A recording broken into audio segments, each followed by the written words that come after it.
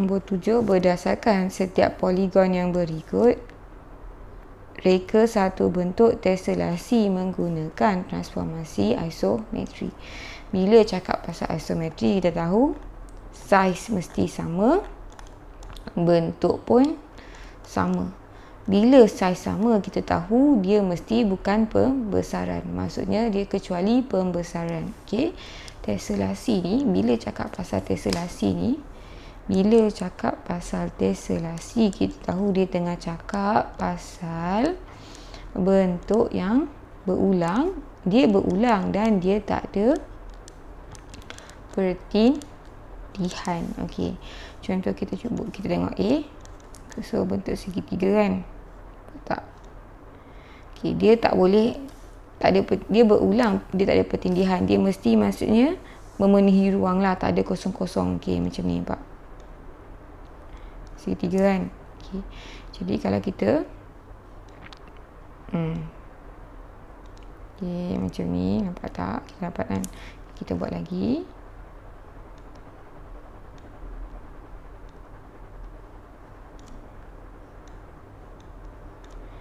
Nampak tak? Bentuk dia berulang, dia memenuhi ruang. Lepas tu lagi satu, perasan tak? Okey, bila kita buat ni,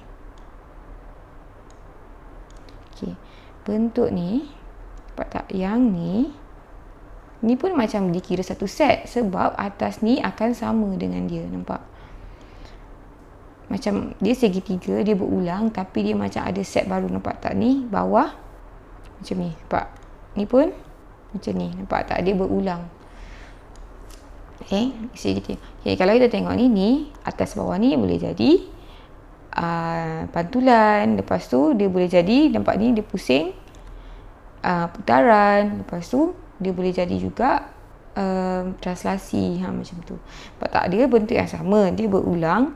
Even bila dah berulang, kita tengok dia hasilkan set baru yang berulang.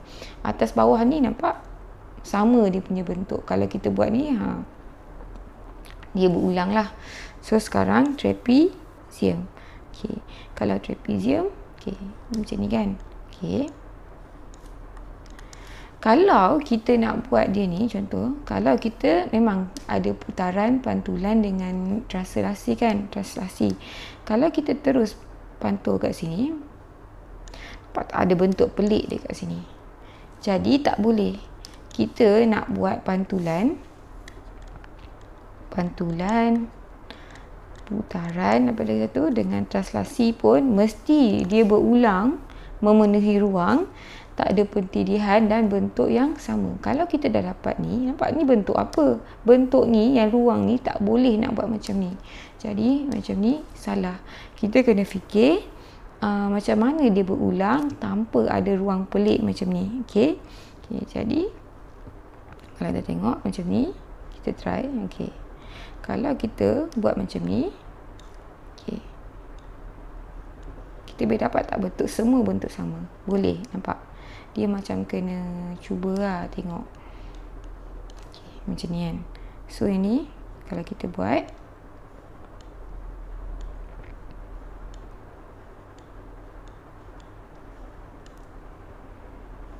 nampak tak? Okay, saya buat macam ni je copy. Nampak?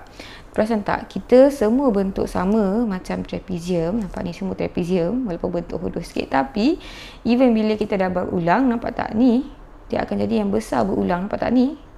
Nampak tak? Atas dengan bawah ni sebenarnya benda yang sama. Nampak tak? So ini ialah bentuk yang guna teselasi.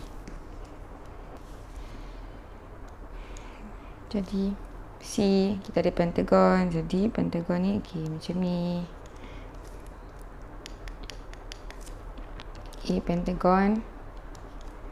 So macam ni kan, nampak? Ni akan macam ni.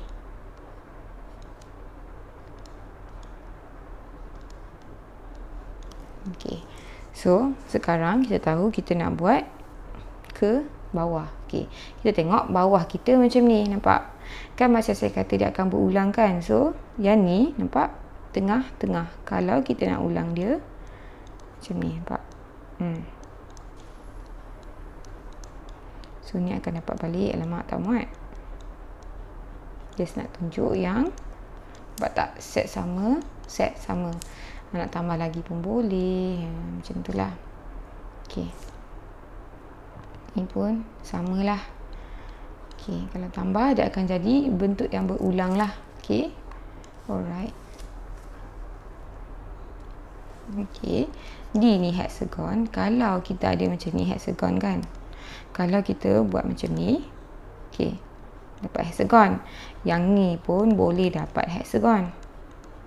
Tapi ni dah tak boleh dapat hexagon. Kita kena bentuk dia ni memenuhi ruang dan tak ada bertindihan. Jadi tak boleh macam ni. Kena cari cara lain yang kita boleh susun dia. Kita boleh susun dia dapat bentuk sama berulang. Okey, kalau kita tengok ni. Okey, ni macam ni. Betul. Kita boleh tambah ke sini. Nampak? So, ni kita boleh dapat balik kita punya bentuk. Sini pun kita boleh dapat balik kita punya bentuk. Samalah. So, ni tengah-tengah. Nampak? Ni, sini. Dia berulang. Okey. Macam kalau tengok buku teks, dia tak buat melintang, dia buat menegak pun boleh. Asalkan, nampaklah berulang. Nampak? Kita nampak dia berulang memenuhi ruang. Ni pun dia akan repeat sebelah sini. Nampak? Ni, nampak? Macam tu lah. Okey.